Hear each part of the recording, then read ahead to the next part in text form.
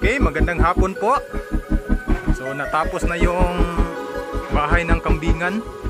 Ito na yung bahay ng kambing. So bibidyohan natin para malaman natin kung ano ang sa loob. Ayan, dito na yung worker. Ano man tawag sa worker na ganito? Nagpapakain.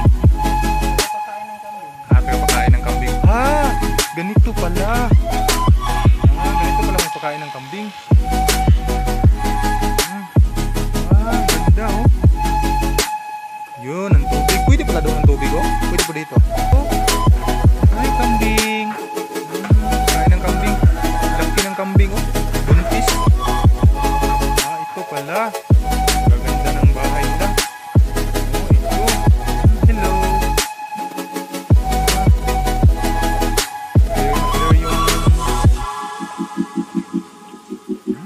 tamang-tama ang pagkanan. Lalagyan ng pagkain oh. Laki-laki. Dalawang goat ang makasya dito oh. Pwede pang 3 pa. Ayan ang goat rearing area. So ito po. Okay ka magpakaon ba? Faktor kayo. Sana na juga no? Nindot ni siya oh.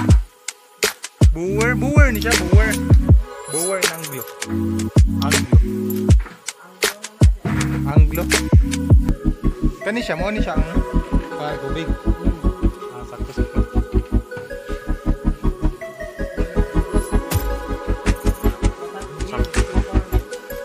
Grain basta agriculture.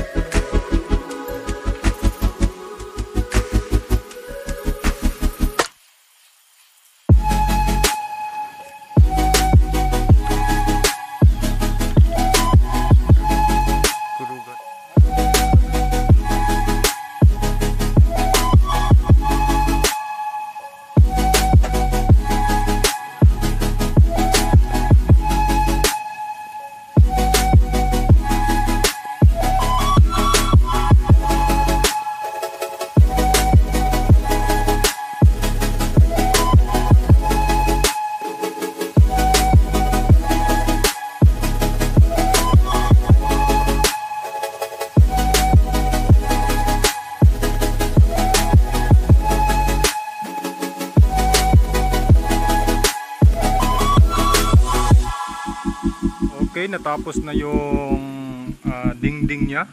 So ito yung mga dingding niya or bubong niya. So ito. So natapos na din sa wakas.